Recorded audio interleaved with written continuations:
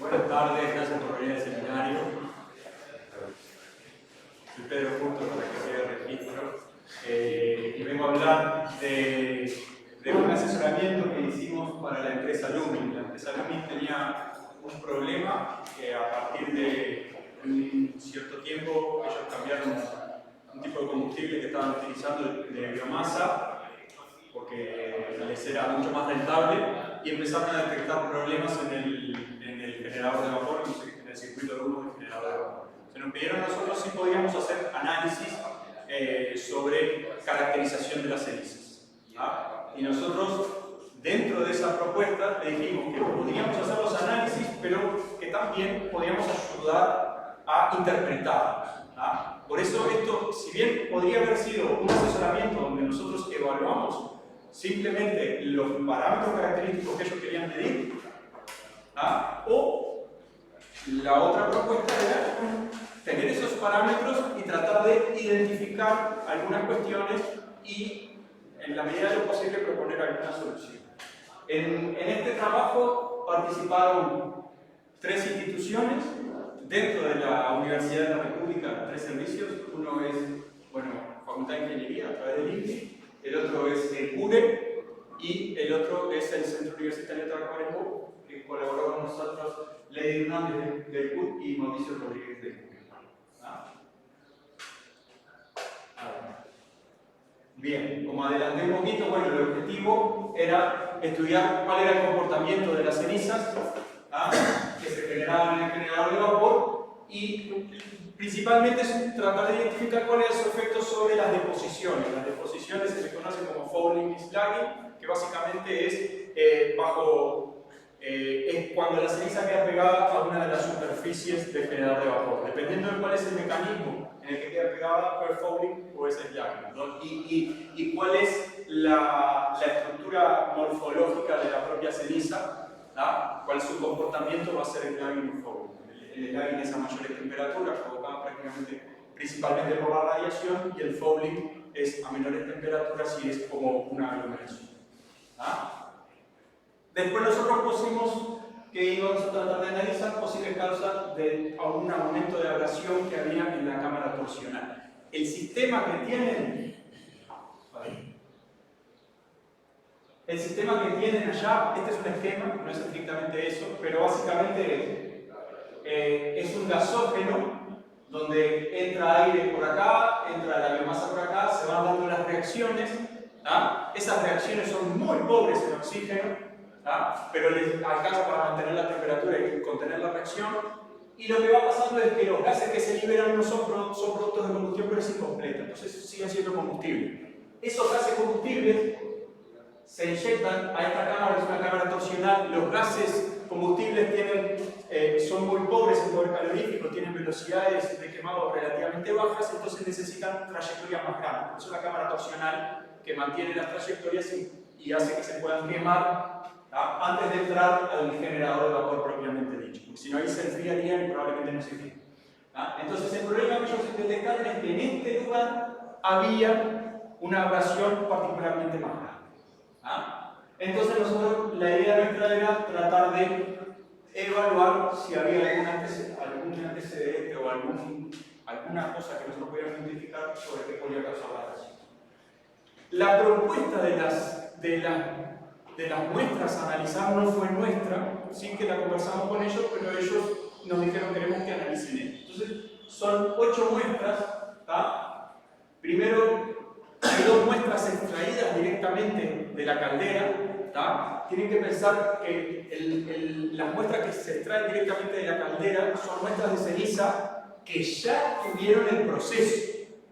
Si esa ceniza se extrajo de la caldera, es la ceniza del cenicero, por ejemplo, es la ceniza que no siguió su camino, que ya tuvo un proceso, que se calentó, que fusionó, etc., y que quedó ahí en el cenicero. Entonces son 2 tipos de ceniza que no nos van a dar a nosotros cuál es la evaluación del comportamiento, sino cuál sería el resultado final.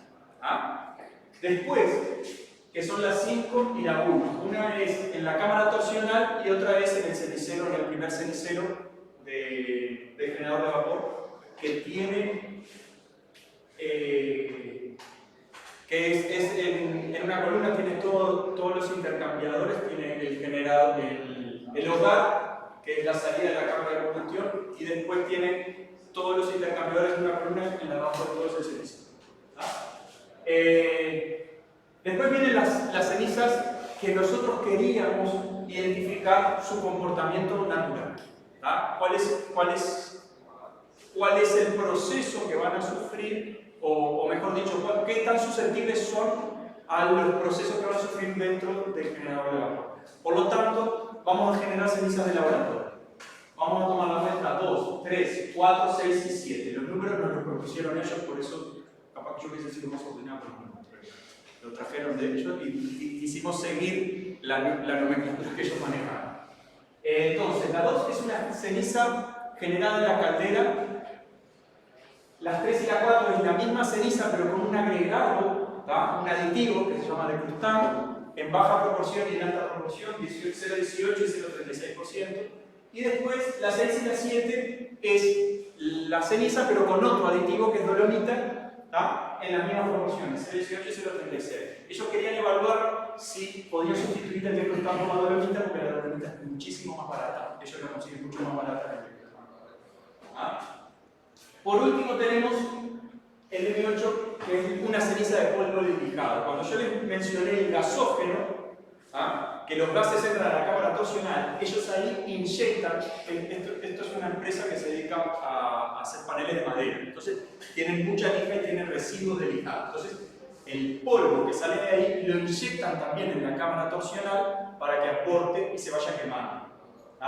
Entonces, nosotros queríamos identificar en particular si el polvo de lijado podía traer algún arrastrado de las lijas, algún carburo de silicio, algún compuesto relativamente duro que podía ser el que esté causando la abrasión.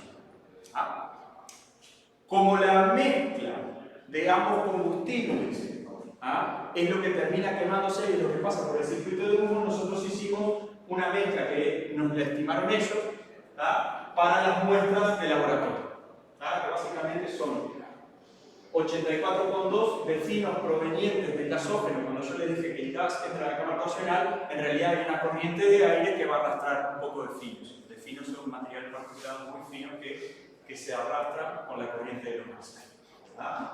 Es un 84,2% y de polvo de lijado 15,8%. Acá estimamos la humedad para poder caracterizarlo. Bien, esto ya lo mencionamos. Bien, lo que hicimos entonces fue generar la ceniza del laboratorio y acuérdense que nosotros teníamos que tener una ceniza que sea fuente, que nos permita a nosotros identificar qué es lo que va a suceder con ella cuando pase por el circuito de humos. Así que tenemos que generarla a una temperatura relativamente baja. El hogar de la caldera en general estaba a 900 grados. Pero nosotros vamos a hacer la ceniza a 575, que es la temperatura más baja que nos permite hacerlo según esta norma. Y eso fue lo que se generó. De esta forma nosotros íbamos a tratar de identificar cuál es el comportamiento de la ceniza a los efectos de la temperatura del circuito de humo. Bien. Lo otro que tuvimos que hacer es caracterizar los aditivos. Tuvimos que recibir la información de qué composición tenían esos aditivos. Básicamente hay dos aditivos que aportan a bajar la temperatura de fusión de la ceniza. A aumentar, la temperatura de fusión de ceniza. Una temperatura de fusión de cenizas baja es un promotor del fouling y del slurring. Eso lo que hace es que la ceniza sea más susceptible a depositarse en alguna superficie. Si la temperatura de fusión es baja, entonces va a haber más deposición, si la temperatura es alta, menos deposición.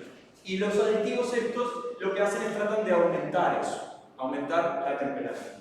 En el primero, el decrustán, tenemos prácticamente un 94% de óxido de magnesio y el resto son algunas trazas de algunos componentes.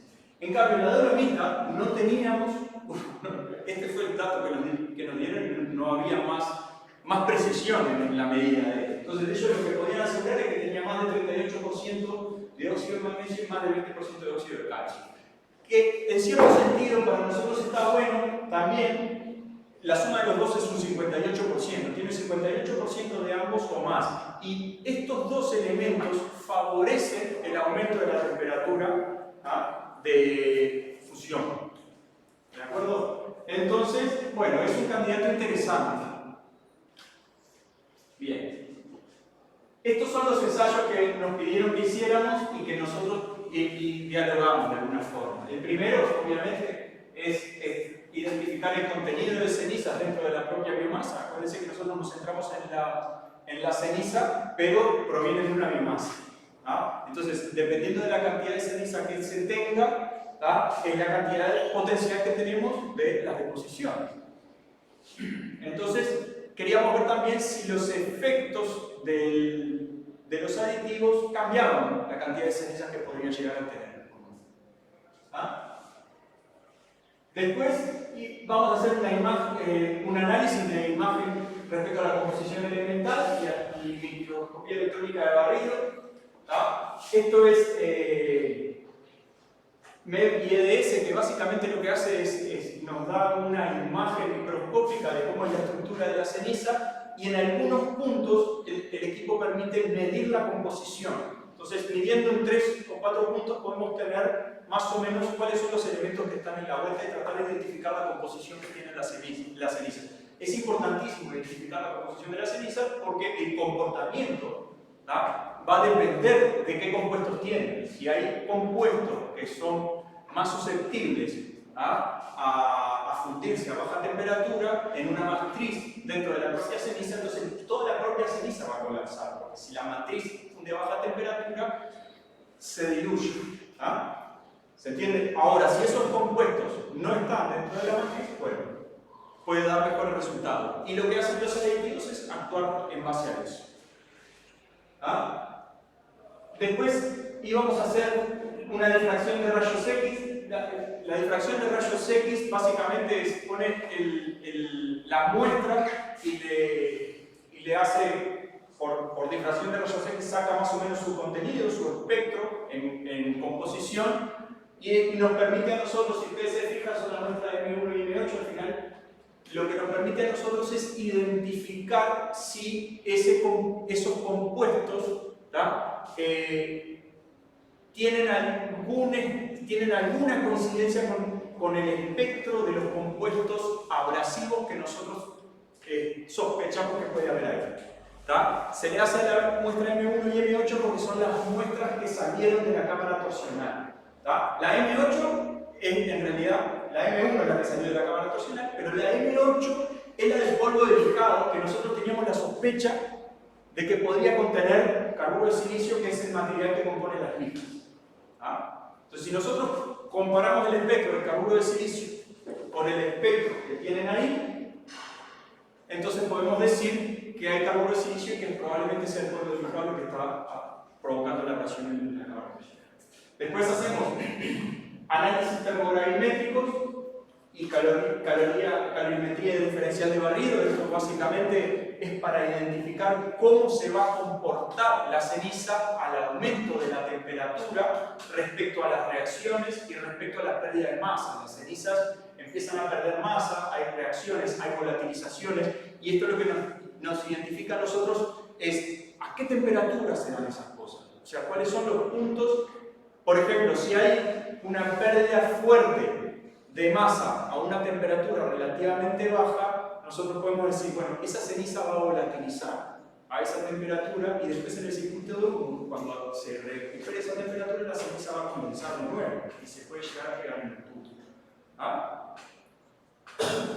Después tenemos la temperatura de fusión de ceniza, que esta es más clásica, es un ensayo que se le hace a una ceniza bajo la norma, y lo que se identifica son 4 temperaturas.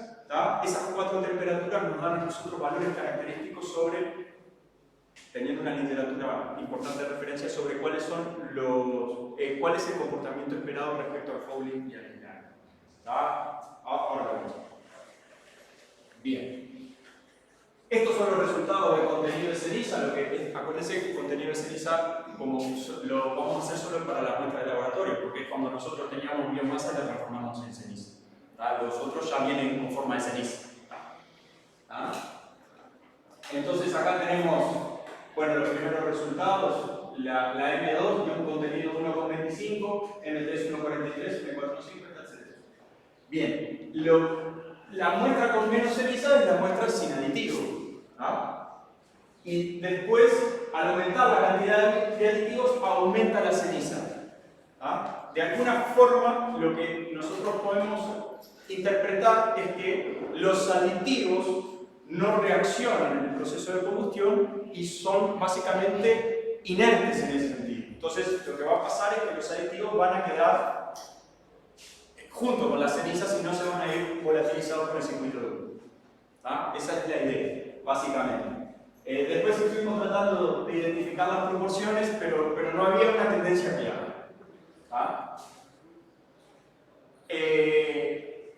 Esto es la composición de cenizas en porcentaje en masa a partir del EDS. Lo que sí tenemos que tener presente acá es respecto a la composición, cuáles son los precursores de las composiciones, que son estos tres elementos, el potasio, el silicio y el cloro, favorecen que si tienen altos contenidos de estos compuestos, van a favorecer la deposición. Estos compuestos pueden estar asociados a otros elementos en diferentes moléculas, ¿no? O sea, el contenido de potasio indica una posible fusión y deposición por vaporización y condensación. A partir de estos elementos. No me pregunten los nombres, pero la fórmula es esa. Y en la combustión de la propia biomasa se libera potasio y cloro en forma de gases como ácido cloruro de potasio, y donde el cloruro de potasio va a jugar un papel muy importante respecto a la escoria. La escoria es precisamente lo que compone, lo que se queda después de la propia combustión. Y además, en general, suele pasar en procesos de cambio de estado. Se vaporiza, se condensa, después solidifica, etc. ¿De acuerdo? Bien. Acá está el microscopio, las muestras. Acá traje una como ejemplo. Hay como 4 por cada una de las muestras analizadas. Así que básicamente para mostrarles que creo que tengo 2 acá. Básicamente lo que se ve es esto. Acá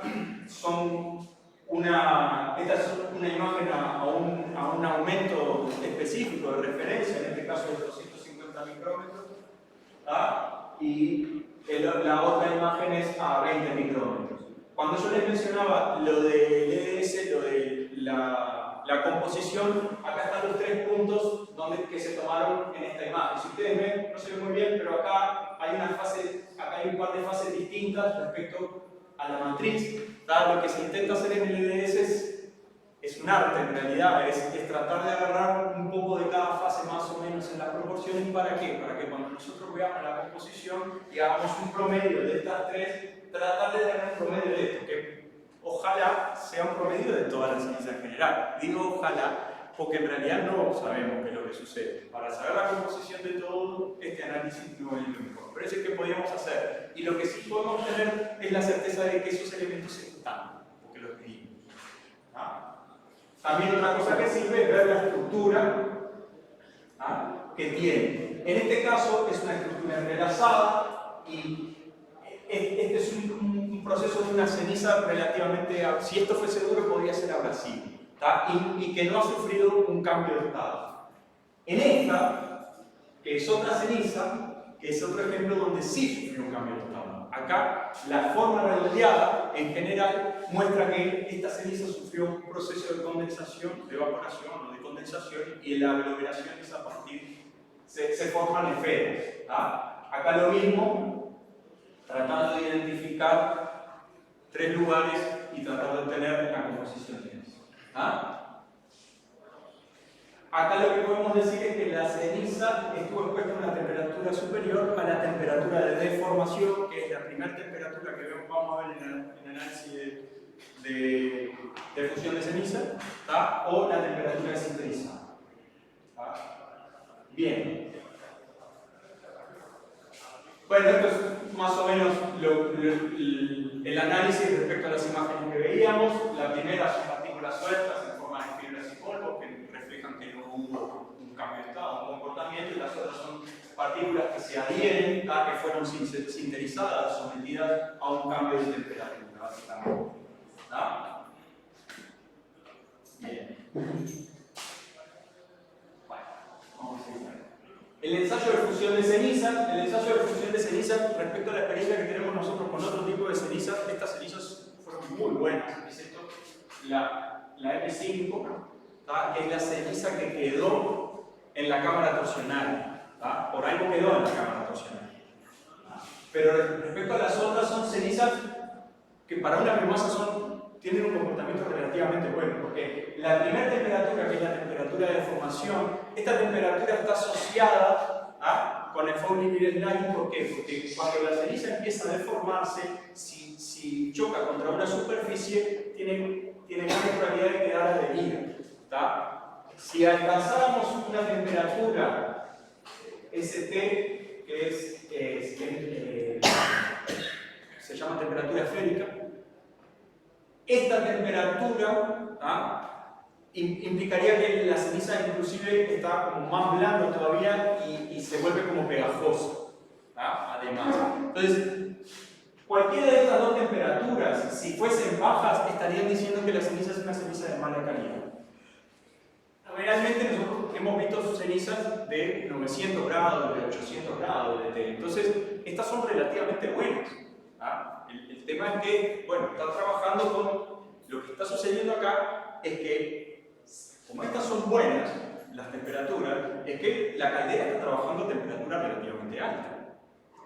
Porque si estas cenizas se están depositando en algún lugar, quiere decir que nosotros estamos trabajando a niveles más altos de temperatura, para que se alcancen en algún momento.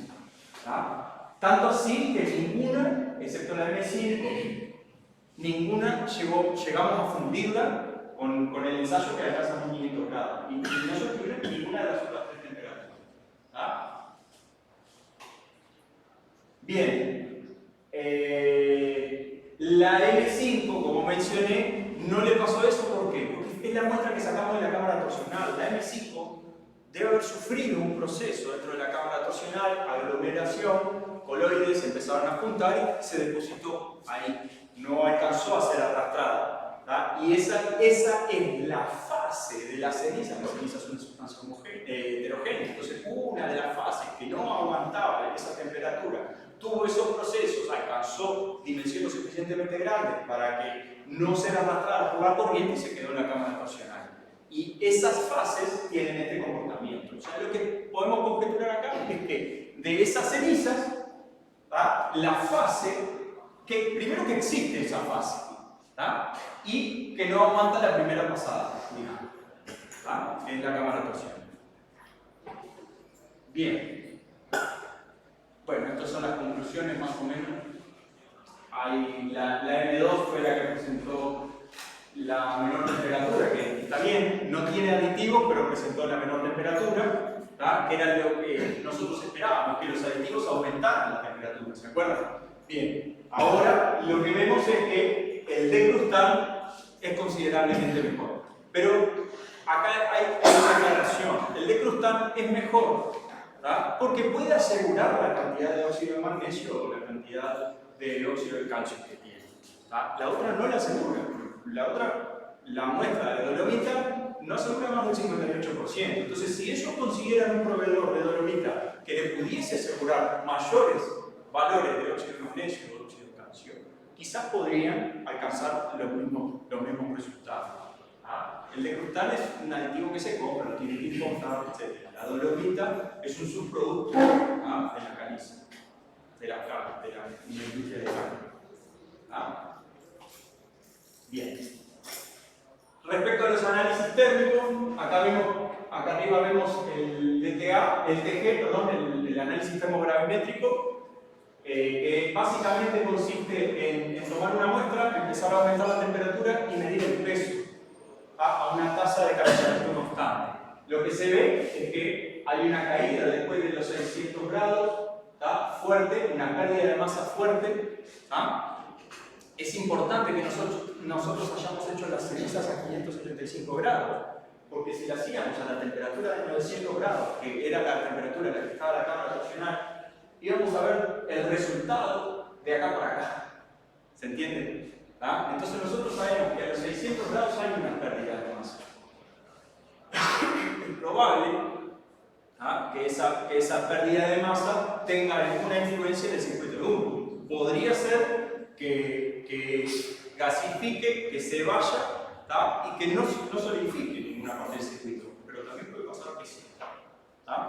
Después lo otro, lo que vimos, identificamos, tratamos de identificar. Bueno, acá hay dos eventos, la curva negra, que es la muestra M1, acuérdense, la muestra M1 es una muestra ya hecha ceniza que sacamos del cenicero. La muestra M1 tiene un comportamiento distinto.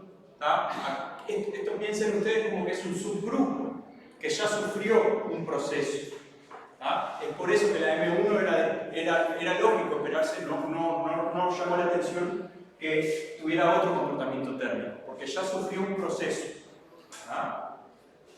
Y además tuvo la selección de haber sido la que sufrió ese proceso y es la única que quedó depositada en el cenicero. Las otras pasaron por el circuito de humo o quedaron en los intercambiadores del circuito, del generador. Bueno, acá se identifican entonces estos dos eventos y en las otras, si bien acá podría parecer es más relativo, acá parece como una pendiente, pero acá está bastante marcado. El análisis a estas curvas se hace básicamente con estudios analíticos de las funciones a partir de derivadas primeras, segundas, etc. Identificamos puntos de inflexión, donde se cortan las tangentes dentro del punto de inflexión, sacamos intervalos y a partir de ahí es que nosotros podemos inferir que hay un evento o no.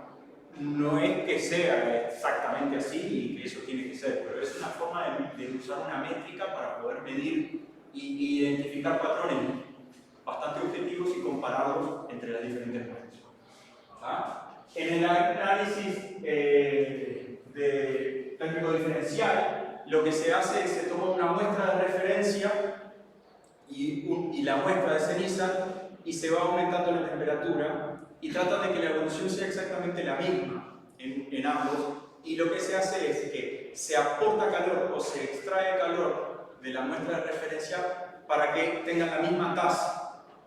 ¿Okay? Entonces, de alguna forma, lo que se estima en esto son cuánta energía se produce en ese proceso, en ese evento que se da a esa temperatura, o cuánta energía se consume. Entonces, de esta forma se cuantifican reacciones exotérmicas y endotérmicas. Es una aproximación, no pueden esperar que esto dé un resultado así completamente exacto, pero nos dice a nosotros un orden de magnitud, nos dice a nosotros algo está pasando acá y pasa a esta temperatura. Y esto que está pasando absorbe calor o cede calor. Entonces, de alguna forma podemos conjeturar algunas cosas. Como los procesos de fusión, algunas reacciones de cloruro de potasio, creo que esto es calcita, no me acuerdo. Bien, esta curva que ven acá es lo que yo les mencionaba, es la derivada primera de esta, que permite identificar más fácilmente los eventos que yo les comentaba, ¿no? O sea, aquí hay un evento entre 600 y 800, donde hay una pérdida de masa importante. Esto es en realidad es el negativo de la derivada porque sigue para abajo. Pero hay o sea que cualquier cosa que crece es pérdida. Entonces acá hay una pérdida de masa importante y después acá hay una pérdida de masa secundaria en la contrameta. Algo pasó. Bueno, esto básicamente menciono que hay una caída abrupta en el entorno de los 600 grados provocada por la liberación de los volátiles, o sea, la ceniza volatiliza.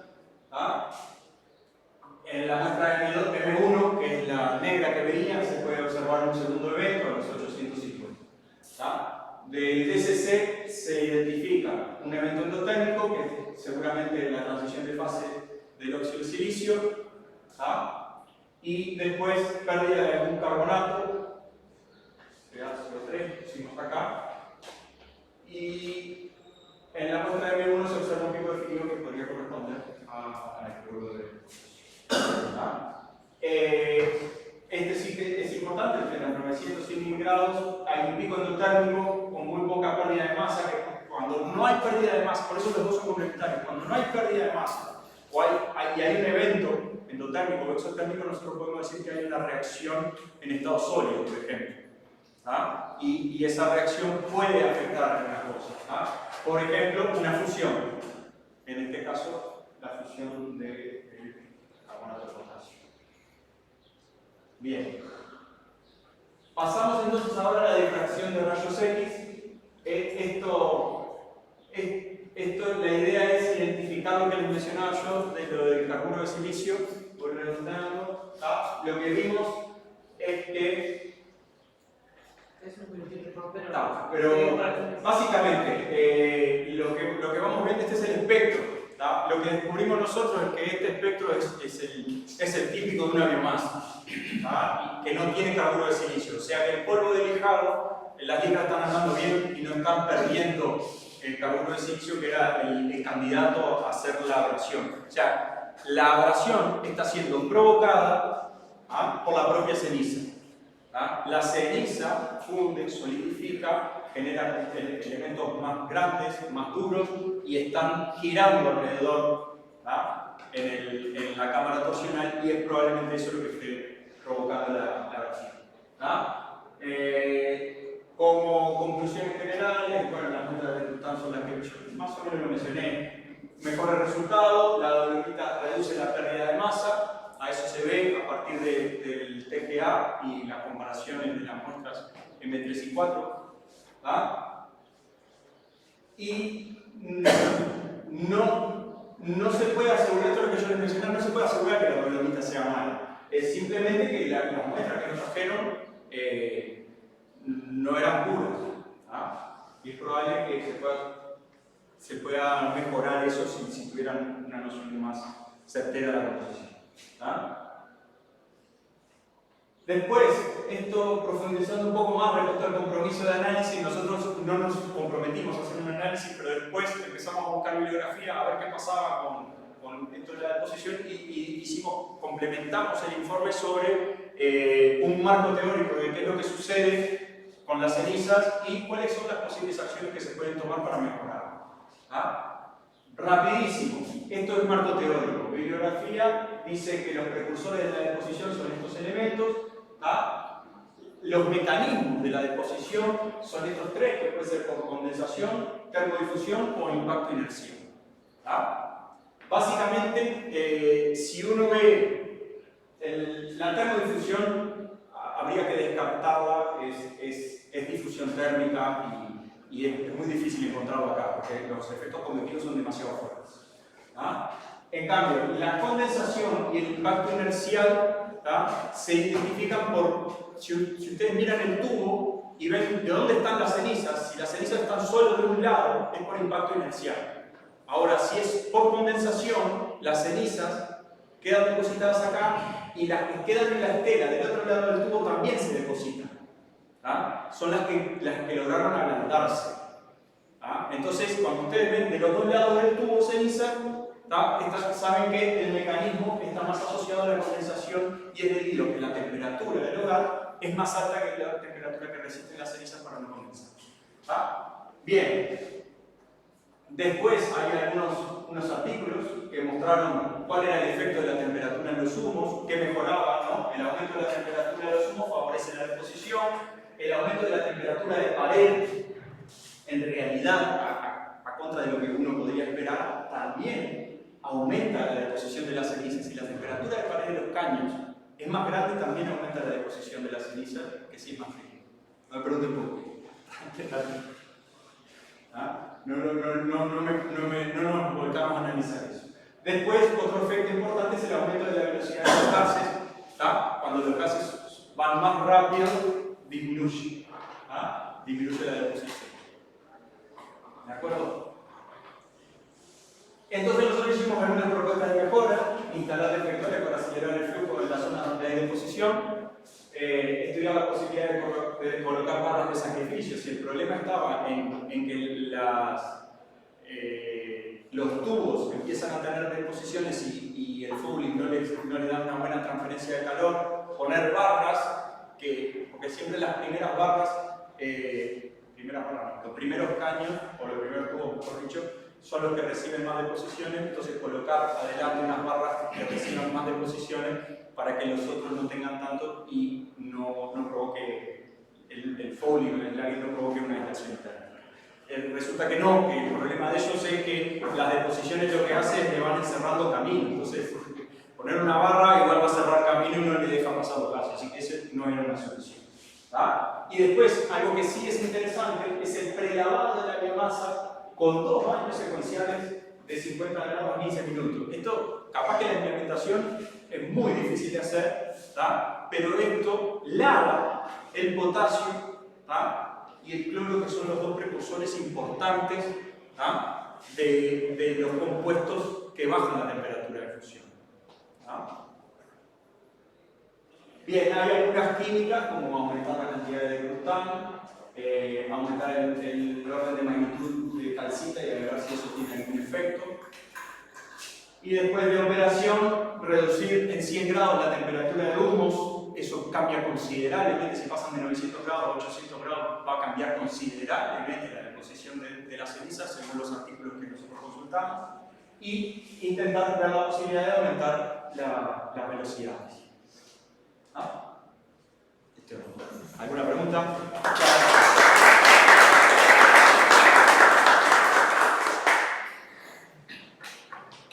Yo quería saber dónde se hicieron esos ensayos, porque acá no. El ensayo de temperatura de fusión de ceniza se hizo acá. El ensayo de EDS y MBD se hizo en Facultad de Ciencias, coordinado por Lady Hernández del Centro Universitario de Stanford. Lo de microscopía se hicieron en ciencia. En ciencia. Y el TGA y DSC los hizo Mauricio Rodríguez, que él es el que está trabajando con el equipo del TGA y DSC en el todos distribuidos, todos desparramados. Teníamos los resultados y nos juntábamos a tratar de analizar. Realmente esto no es ni lo... Es una ventana micrométrica a un problema que tiene kilómetros de distancia. Nos tratamos de acercar, pero los ensayos no es como en el papel, que uno agarra y dice la composición es tal y tal. Entonces pasa la cosa. No, la composición que yo me di es esto, pero no tengo certeza de que sea eso. Y si es esto, entonces podría pasar esto u otro. Y además, es que los compuestos que se dan, nosotros hablamos de los precursores del ablandamiento, que son los precursores de las deposiciones de ceniza. Una bibliografía menciona una lista así de precursores, otra bibliografía menciona otra lista así de precursores, y lo que sí identificamos es que los compuestos, los elementos que aparecen en todos, parece haber algún denominador común, y en eso tratar de seguir una línea. Un detalle que no mencioné es que la gente de Lumin quedó muy agradecida con el trabajo y nos dijo que ellos esperaban resultados y no mucho más, pero quedaron muy conformes con lo que pasaba en el análisis. Y no están acostumbrados a que se haga esto, que se analice bibliografía, que se compare, que se den soluciones. Y quedamos en que íbamos a ver la posibilidad de darle continuidad a este trabajo, porque ellos siguen teniendo el problema y siguen tratando de analizar. ¿Implementaron alguna de las mejoras? No, las mejoras no eran viables o realistas, ¿no? Un baño de toda la biomasa a 50 grados es muy difícil. Ya la barra de sacrificio no resolvía nada. Entonces, la que podrían llegar a implementar era la de temperatura del hogar, pero esa le compromete la tasa de producción de vapor. Entonces ahí tendrían que jugar. ¿La de cambiar los aditivos puede ser bueno, eso sí, esas sí las estábamos manejando. Esas son las que... De hecho, nosotros no sabíamos de la existencia de esos aditivos hasta que estuvimos hablando con ellos. Entonces, lo que hicimos nosotros fue evaluarlo. Bueno, este va a andar así, va a andar así, y conversando con ellos, que además el equipo interlocutor del otro lado es un equipo bueno. O sea, teníamos Pedro Pinto, que es de una empresa que le estaba haciendo soporte a Lumin, y Rubén Baltasar de Lumin, que es una persona que tiene una experiencia bárbara en eso, que creo que trabaja en el club también, no sé si te acordás. Pero que muy receptivos a la hora del intercambio y muy abiertos a brindar información dentro de lo que ellos tenían. Mi pregunta era, a mí lo que me quedó claro es cuál era particularmente el problema que tenían en la calidad del Las deposiciones.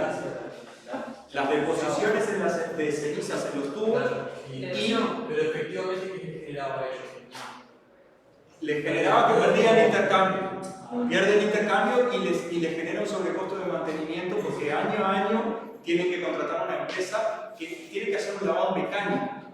Tienen que hacer una limpieza mecánica, parar toda la producción, limpiar todo y volver a arrancar. De hecho, lo hicieron ahora del 3 al 14 de noviembre. Estábamos invitados, pero no tuve condiciones. Pero, y después la abrasión de la cámara torsional. Eso es importante también, porque eso es pérdida de masa que está teniendo la cámara de combustión. Una pregunta, pero la parte del análisis elemental, no me quedó claro por qué habían elegido, es parte del equipo de microscopía que hace un análisis elemental puntual, no puede hacer un análisis público. No, es ese equipo. El que puede hacer un análisis full, intentamos hacerlo y de hecho presupuestamos unos tubos de análisis que hay un equipo en Rivera, que Lenny estuvo tratando de ver si podía utilizar ese equipo, pero no llegamos, porque además uno tiene que saber qué es lo que quiere medir cuando quiere hacer un análisis. Entonces tiene que poner las columnas específicas del espectrómetro que identifiquen esas bandas, ¿no? Entonces había que comprar. No, que el equipo no tenía eso. Sí, el equipo ¿Pero no qué tenía. equipo era el espectrómetro de rayos X también? No me acuerdo. No, también no. Era otro, no me acuerdo. Otra posibilidad que nosotros teníamos era hacer fluorescencia de rayos X, pero el problema que tiene la fluorescencia de rayos X es que los compuestos bajos, el número de compuestos bajos, no lo detecta bien. Y los compuestos que más te perjudican acá son el sodio y el potasio, básicamente. Y El sodio te da un poco de problemas, pero... Sí, no llegábamos a tener buen... El sodio es el que más problemas, además. El magnesio para adelantando es mejor. Está, pero no era... Hablamos con Gustavo Sánchez, tiene uno acá, hablamos con él y... Acá, y nos dijo que él estaba abierto a que hagamos, no había ningún problema, etcétera, pero que si nosotros queríamos respetar esas cosas no iba a tener tanta certeza. De hecho, igual, a pesar de todo, nosotros teníamos presupuestado esto y en lo que podría ser el camino siguiente iba a estar eso, iba a estar una mejor caracterización de las cenizas, pero eso... Claro, porque tenés esa debilidad con respecto a los elementos más livianos, pero por otro lado tenés un mapeo final, porque lo bueno del equipo de fluorescencia es que realmente tenés todo lo que tenés. Sí, pero un mapeo general de los elementos pesados capaz que no me sirve, porque yo los elementos pesados los clasifico como inertes, grandes, y puede ser cualquier cosa. De repente podrían ser, ahora que pensado, podrían ser útiles para la parte de la abrasión, de calcular la abrasión, ahí podría llegar a dar una idea, pero pensando en las durezas, pero no, sí, básicamente nos decantamos por eso, porque además son los equipos que dominamos. Yo, para serles sincero, yo hablo de esto, pero nunca hice un ensayo de esto, análisis de esto. La gran base de este trabajo es la tesis de Gabriel Pena, que hizo un montón de análisis de esto, de Lady Hernández, que está muy acostumbrada a hacer esto, y Mauricio Rodríguez, que es el que hace DTA y BCC, TGA y DCC, que son los que saben de eso. Yo estoy acá como acompañando la búsqueda bibliográfica y la mejora, sí, en eso estaba. Pero no es mi fuerte. Una pregunta ahí que no tengo clara en la pregunta. Pero tú usaste la palabra condensación varias veces. Y a mí me sugiere un vapor viajando con los gases y condensación que pasa al líquido. Sin embargo, después aparece una infiltración sólida. O sea, hay un doble proceso. Viaja, está mal usada la palabra, y pasan las dos cosas, o pasa una sola. Pasan las dos cosas. De hecho, no sabemos cuándo pasa. ¿Pero pasan en el tubo o porque esas temperaturas? No sabemos cuándo pasa. No sabemos. Lo que sí sabemos es que Solo gasifica. condensación. Condensación y solidificación. Y solidificación. Que sea... Sí, en algún momento lo mencioné que estaban las dos, pero lo que no sabemos es si cuando el gas toca la pared fría, condensa y solidifica en ese momento, o si baja su temperatura en el circuito y condensa, y después cuando se pega solidifica. No lo sabemos, pero lo que sí sabemos es que es una deposición sólida la que se encuentra en las paredes del generador de vapor, y que hay liberación de gases a partir de 600 grados. Esos es los análisis La forma de esas deposiciones son muy distintas, ¿no? Sí. Hasta visualmente. Pero lo que pasa es que nosotros no estábamos sacando muestras de eso. Sacamos dos muestras nada más. Una era en la cámara torsional y otra era en el cenicero. Y esas son las que son esféricas. O sea que hubo una aglomeración que podría haber sido en el propio circuito. ¿Ah? En general, las que son esféricas quiere decir que condensó, ¿ah?, y empezaron a crecer sin direcciones preferenciales. Entonces quedan con formas esféricas. Esas esféricas son las que encontramos dentro de los procesos. Las otras no, porque las otras las manejamos siempre en laboratorio. No sufrieron un impacto Caída en el cenicero esas esferas. en la cámara torsional y en el cenicero. Eso es por la caída de velocidad. Están en el cenicero. Una caída de velocidad o una disminución de la fuerza de arrastre. Porque esas esferas empiezan a pegarse entre sí y forman coloides y empiezan a crecer, y entonces después no las puedes sostener. No, sueltas no. Eran las. Estaban pegadas. Estaban pegadas. Pero no en corriente. No. Porque nunca medimos en corriente nosotros. Lo que nosotros tenemos es ensayos de laboratorio que que solamente les impusimos los procesos térmicos, pero no mecánicos. Entonces, los procesos mecánicos que también pueden afectar pueden llegar a dar resultados distintos. Estas son las que yo decía. Si ves, son como esferitas pegadas entre sí. La posición del tubo no era. Esa no era. Esta fue de la cámara torsional. En la cámara torsional, pero en el cenicero. Pegadas. No, cuando limpiaron la cámara torsional, sacaron esto. En la pared. En la pared contra la parte de abajo. Esferas pegadas. Ceniza, vos lo que ves es ceniza. Cuando nosotros analizamos esa ceniza en el microscopio, esto tiene 200 micrómetros. Cuando En la cámara analizamos, vemos la forma. torsional sería más grande la velocidad. No, si vos tenés una contracción grande en los tubos, provocado por las propias deposiciones, ahí las velocidades se aceleran enormemente. Y ese es el problema que tenían ellos. De diseño. Claro. Pero sí. Yo tengo otra. Esta gente, antes de consultar vos acá consultar, tiene un montón de pruebas de cambio de operación, tipo de cosas como para contratar, o esa información no se la dieron. No, creo que no lo hicieron. Ellos tuvieron el cambio de combustible, eso sí, cambiaron el combustible, los gasógenos son extremadamente sensibles al tipo de combustible, al cambio de combustible. Entonces, eso puede cambiar su temperatura, ¿tá? Y también este tipo de gasógenos es muy susceptible si tu combustible es sucio, tiene mucho material particulado fino, ¿tá? El gasógeno, este tipo, que es de contracorriente, tira la biomasa por arriba y la combustión se da abajo. Acá se da una combustión pobre, pirólisis prácticamente, que libera gases, y la propia biomasa es como un filtro. Y filtra eso. Lo que pasa es que hay una corriente, y si hay partículas finas que vos estás tirando ahí arriba, las arrastrás. Si no tenés partículas finas, tenés partículas gruesas, ¿tá? Es probable que caigan y el gas sale limpio. Por eso el principal problema, los gases de pirólisis no tienen ceniza. ¿Ah? Podrían llegar a tener algún alquitrán, algún compuesto un poquito más pesado, pero en general cenizas no tienen. Entonces las cenizas estaban siendo provocadas ¿por qué? Por los finos que se veían arrastrados por la cámara torsional y por el polvo de lijado que se tiraba para quemar en la cámara torsional. ¿Ah? Por eso nosotros nos centramos en eso.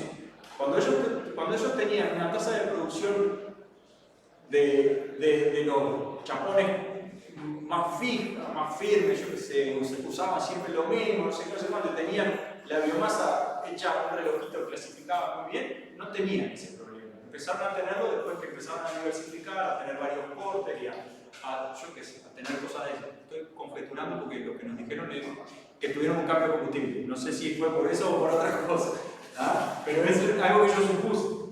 ¿Ah? Perdió calidad de combustible. Me parece raro que si no había hecho esos cambios operacionales para el resultado directamente se desbordaron los problemas. Ellos en realidad hicieron la consulta a una empresa que se llama Ingenieros Uruguay, no me acuerdo, que es Pedro Pinto, el que nos contactó a nosotros fue Pedro Pinto. Pedro Pinto, uno bastante, ¿vale? Ese es Pedro Piñero. No, Pedro Pinto. Creo que es irrelevante. Bueno, No,